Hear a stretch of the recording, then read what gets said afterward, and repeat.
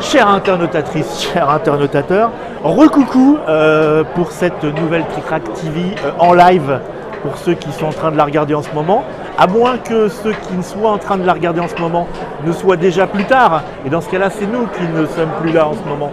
Mais quand même, grâce à la technique, c'est un peu comme, tu sais, le doc, toi, nom de Zeus, Marty. Nom de Zeus, Marty. Nom de Zeus, Marty. Et il dit ça alors qu'il est déjà dans le futur. Voilà. Le monsieur qui est à côté de moi, certains l'ont déjà peut-être reconnu, puisque c'est quand même une célébrité dans le monde ludique, monsieur. Ouais, mais je me suis fait pousser la moustache alors, monsieur, je sais pas. Monsieur Fred Condette Oui. est venu nous présenter pour... alors c'est quoi cette histoire du Diable Rouge là? Non, alors, le Joker Rouge quoi. Le Red Joker. Le Red Joker, c'est donc une nouvelle société que... alors, si vous n'arrêtez pas de créer des sociétés, moi je... Ouais, mais c'est le monde ludique, ça, c'est en perpétuelle évolution et voilà, c'est un bouillonnement constant. Là, je reçois que des gens qui étaient dans des boîtes, ouais. Qui disent non, j'ai fait monter une nouvelle boîte. C'est vrai? Non, je croyais être original. Non, vous voyez. Alors explique-nous. Alors The Red Joker, en fait, c'est une société que j'ai créée l'année dernière, oui, en mai 2013, donc du coup. Et je l'ai débuté en lançant un projet sur le fameux site Kickstarter, donc de financement participatif, qui m'a permis... Participatif. Hey, tu as vu l'heure, on s'en fout là. Ouais, on s'en fout, c'est pas grave. Donc il m'a permis de lancer un projet de jeu conséquent avec des figurines, des plateaux, des cartes. Alors on le montre quand même, ouais, voilà. Voilà, attends, j'essaye de pas faire briller. Voilà, donc Guardian Chronicles, voilà. Épisode 1, ils sont malins, hein. Ouais. C'est comme les comics. C'est-à-dire qu'il y a un comics numéro 1 et l'idée c'est, bon si ça marche hein, évidemment, c'est de faire l'épisode numéro 2, l'épisode numéro 3 en faisant vivre des nouvelles aventures aux héros qui s'appelle donc La menace du professeur Skarov. Voilà, le professeur Skarov c'est donc le méchant vraiment pas gentil de cet épisode-ci qu'il va falloir combattre, défaire pour sauver le monde parce qu'il en veut au monde, le méchant professeur Skarov. Voilà. Donc il s'agit d'un jeu... c'est de la figurine? C'est un jeu de plateau avec de la figurine. C'est un jeu de plateau de figurines comme j'appelle ça moi. Voilà. Alors pour un jeu de figurines de plateau. Alors là, il y a plein de matos à l'intérieur. On va pas tout vous le détailler parce qu'on vous l'a déjà montré celui-là. Alors on avait montré un prototype. Là il s'agit d'un exemplaire sorti d'usine. Ouais. Donc ça veut dire qu'il n'y en a pas sur Cannes encore à vendre? Non, le jeu sera disponible à partir normalement de la fin avril. Oui. Et là il est en finalisation de production. Mais notamment les éléments plastiques du jeu, c'est ce qui est le plus long à faire et donc c'est ce qui est en train de se terminer en ce moment. Là c'est des exemplaires qu'on avait fait faire un petit peu avant mais qui ne nous satisfaisaient point. Donc au final nous allons avoir des figurines un peu plus grandes, donc un peu plus mastoc. Un plastique bien dur, bien solide, enfin voilà, matériel de qualité. Mais ça, tu dis, bon, le projet Kickstarter, lui, il est terminé. Alors le projet Kickstarter est terminé, la campagne Kickstarter est terminée depuis juin de l'année dernière, juin 2013. Vous aviez demandé, alors on va parler gros sous, vous aviez demandé combien pour faire ça? Alors, ça, il y a du matos là-dedans. Hein. Ah oui, alors il y a de la carte, il y a de la tuile, il y a de la figurine, il y a des dés. T'as qu'à peser, hein, voilà. Ça pèse son poids, on dirait moi. Il va se faire des muscles, regardez. Donc la campagne effectivement s'est terminée en juin de l'année dernière et là je suis sur la finalisation du projet qui a été financé par cette campagne. Et on avait besoin de 40 000 $ et on a atteint le seuil de 120 000. Bref, comparé à d'autres phénomènes du genre, voilà, mais bon, disons que ça permet quand même de lancer un projet, une entreprise, d'avoir des jeux vendus en magasin. Donc vous avez monté la boîte en même temps que le projet? Voilà, c'est ça. Qui est l'auteur de cette chose? C'est toujours moi. C'est toujours moi l'auteur. C'est marrant, hein. C'est marrant, je le savais, mais tu le savais, j'aime bien comment tu le dis, quoi. D'accord. Mais par contre, c'est moi, mais je me suis fait quand même aider par la société Ori Games, qui est spécialisée justement dans la finition des règles. C'est un studio de conception-fabrication. Ouais, et c'est eux qui m'aident à fabriquer aussi le jeu en usine, pour faire l'impression la fabrication du jeu, quoi. Les illustrations sont très bien, c'est qui? Alors il y a plusieurs dessinateurs. Le dessinateur, le principal, c'est Louis. c'est Louis. Son Louis. nom d'artiste, c'est Louis. Louis. Louis. Marcel Louis. Marcel Louis. Marcel Louis. Et donc c'est un illustrateur qui fait de la bande dessinée. Il a fait un titre bien connu, enfin son titre principal s'appelle Tessa, Agent Intergalactique. Ouais, d'accord. Il a bossé sur une autre série qui s'appelle 42 aussi, et puis il a pas mal d'activités, ça fait 15 ans je crois qu'il bosse dans le milieu. Il est très très productif et voilà. Il est illustrateur aussi et pigiste dans Ravage. Ouais. Alors ensuite j'ai eu d'autres illustrateurs qui sont venus l'épauler parce qu'il y a beaucoup de... on a voulu mettre une espèce de... Enfin, on est disons dans un monde de super-héros, donc c'est assez proche du comics, donc on a voulu de l'illustration, mettre en scène les personnages, avoir vraiment s'immerger dans un univers, donc on est sur facilement une 100-150 illustrations différentes. D'accord. Tu nous fais le petit pitch en 2 mots pour ceux qui n'auraient pas suivi les... Ah non, En 2 mots. 2 mots, c'est bien. Merci. Alors le pitch en fait c'est un groupe de super-héros incarné donc par des joueurs, chacun un personnage. Un petit genre, un peu comme nous, quoi. Un peu comme nous. Ouais, c'est quoi ton super pouvoir? Non, je ne veux pas savoir. C'est un groupe de... Tu ne sens rien, là? Ça me gratte un petit peu. Donc, qui vont jouer ensemble, qui vont coopérer pour affronter le méchant professeur Scarov dont on parlait tout à l'heure, qui lui est incarné par le dernier des joueurs. Voilà. Donc, ce professeur Scarov, lui, a à sa disposition une bande de sbires. Donc des robots, des ninjas. J'aime bien ce nom de sbire, moi. Ouais, hein, ça claque. Ça, ouais, j'aime bien. Sbire. Il est réfugié au fin fond de sa base secrète. Ouais. Donc les héros vont devoir la traverser. Dans la base, il y a des pièges qui sont contrôlés par le même... côté dungeon crawler, alors.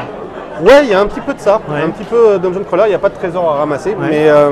Mais oui, on doit parcourir une sorte des couloirs, des pièces. Il y a des... Disons que c'est un jeu avec des objectifs, donc on définit au début de la partie quels objectifs on va devoir accomplir. Alors, les héros, enfin le méchant doit les accomplir, par exemple, un objectif peut être qu'il doit lancer... Le méchant, c'est un des joueurs.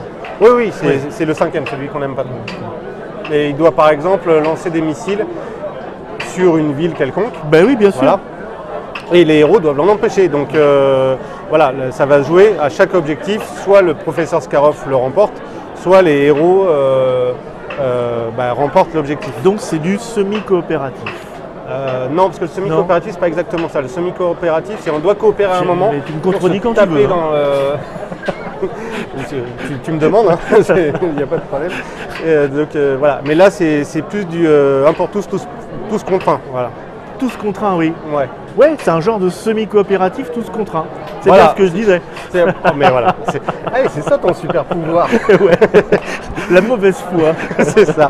Alors justement, donc, je parlais des objectifs et l'idée qu'on a voulu faire un peu originale, c'est pour montrer qui gagne la partie à la fin. En fait, on construit la une du journal Guardian's Chronicle, parce qu'il faut savoir que le Guardian's Chronicle, c'est un journal qui raconte donc les... Sergeant Freedom save no one.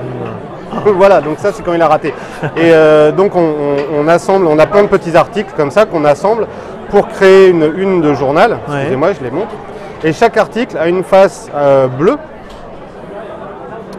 et une face rouge. Donc en fonction de qui gagne l'objectif ou pas, est-ce que le héros s'est fait éliminer ou est-ce qu'il a fait des actes victorieux et héroïques, on va mettre une face ou l'autre. Et ensuite, par rapport à la surface qui a la couleur la majoritaire, en gros, on va placer la une du journal. Ah oui, d'accord. Qui va dire c'est eux qui ont gagné. On a les échecs et les réussites. Exactement. Alors je vais vous montrer juste si je la retrouve, une de journal. Il faut fouiller, hein. Il y a beaucoup de matériel. C'est un peu le bordel, tu as fait des démos, c'est ça? J'ai fait des démos, ouais. Celle-là elle est bien mais elle est grise. La boîte elle est explosée, je vous dis pas. Ouais, elle a fait, elle est allée à New York, elle est allée à Nuremberg, elle a un peu vécu. Donc l'idée c'est qu'on met par-dessus donc la une qui définit qui a gagné. Là pour le coup on est sur une égalité, donc on va parler de la météo là dans le journal. Mais bon voilà, c'est un petit système qui au lieu de compter des points de victoire permet d'être un peu plus dans l'ambiance. Et ensuite, donc ça les gens qui ont pledgé vont recevoir ça quand? Eh bien alors déjà je les remercie. C'était quelle plateforme, on peut le dire hein? C'était Kickstarter aux États-Unis. Voilà. Mais ça veut dire quoi? Ça veut dire que tu as ta boîte, elle est Alors ma ma société est française, ouais.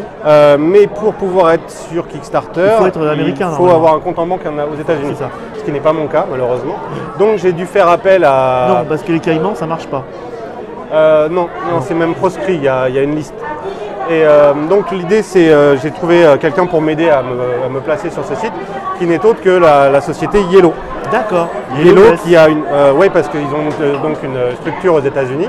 Ouais. Et par l'intermédiaire de cette structure, on a pu accéder et faire une campagne sur Kickstarter. D'ailleurs, ils ont enchaîné avec un deuxième Kickstarter qui est donc Zombie 15, qui a aussi très bien marché. Oui, oui. Voilà, donc, on en parlait il y a très peu de temps. Et donc, mais moi, j'ai pas pledgé, parce que je suis un salaud. Je me suis dit, oh là. Non, mais parce que tu savais que j'allais te le donner gratuitement. Fred Condette va encore se barrer avec le pognon. Me grille pas tout de suite. Est-ce que je pourrais le trouver en boutique? Oui, tout à fait. C'est aussi une des raisons pour lesquelles je me suis associé avec Yellow. C'est que l'idée, c'est qu'ensuite, ils distribuent le jeu en boutique. Donc, ça veut dire qu'il est en français et en anglais ou c'est séparé? Non, il est en français et en anglais. Oui. Alors, en fait, l'idée, c'est que on a un petit peu de retard de production. Excusez-moi, pardon, désolé. Mais on va faire notre possible pour que les gens qui nous ont aidés à réaliser le projet aient quand même le jeu en avance. Donc là, dans le courant du mois de mars, le jeu va sortir de l'usine. On va le faire embarquer en avion pour les backers, pour qu'ils l'aient rapidement. Et le jeu sera en boutique, lui, vers la fin avril, à peu près. D'accord, bah, très bien. Voilà. Et globalement, tu es fier de toi? C'était une expérience, c'était une aventure. J'ai quand même passé énormément de choses. J'imagine déjà que quand la petite jauge grimpe très vite, là, ça Alors il y a énormément de moments de déprime. Oui. Oui. Ah oui. On a fait en fait, c'était une expérience, une première expérience. Donc j'avais décidé de faire, en concertation avec Yellow, une campagne assez longue de 2 mois. Ouais. En général, une campagne, c'est plus dans les 30 jours. Ouais. Oh, il y en a qui font prolonger après. Hein. Non, c'est pas tellement possible sur Kickstarter, je crois bien. Chez eux, non. Non, c'est des gens corrects. Voilà, mais je voulais me donner du temps pour justement, comme c'était une première campagne et qu'on expérimentait, avoir un temps de réaction pour pouvoir corriger des erreurs. Ce qui s'est d'ailleurs passé, et on a eu des erreurs qu'on a corrigées grâce à l'intervention justement d'un public averti. En vaut deux, qui en vaut deux.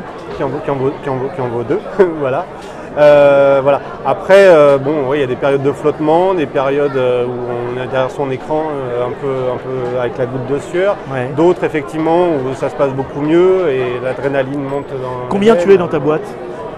Alors, combien je suis dans ma boîte? Je suis 3 pour l'instant, 3 associés. Quand même. Ouais. Ah oui. Oui, mais moi, je suis le majoritaire à 80%. D'accord. Ah oui, tu as pris 2 pets. J'ai pris 2 pets, ouais, un peu ça. Non, mais une société, c'est quand même... énormément de travail à gérer. Il y a plein de côté administratif, etc. Le côté création, le côté distribution, le côté communication. Bon. Et tout seul, c'est... On va voir si on va se fâcher tout de suite. Moi, en boutique, je t'achète combien? En boutique à 65 €. D'accord. Bon. 65 €. On est dans une gamme de prix assez correcte, je pense. Ouais. Tu reviendras nous le montrer à ce moment-là? Oui, tout à fait. Même un peu avant, parce qu'en mars, j'ai rendez-vous chez vous déjà. Ah bah déjà, c'est fait. Voilà, c'est déjà fait. Voilà un professionnel. Bon, Fred, je te remercie d'être venu te passer ici. Tu fais plein de démos, j'imagine, pendant ce temps-là? Oui, tout à fait. Sur le festival, je monte le jeu. Donc, Tu es sur quel stand, toi? En fait, j'ai pas vraiment de stand, j'ai une table d'auteur.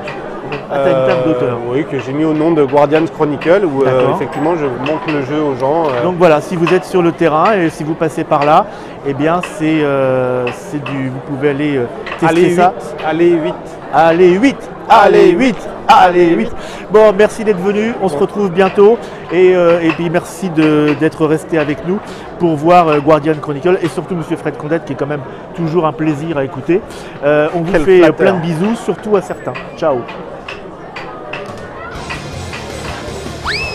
Ah bah dis donc.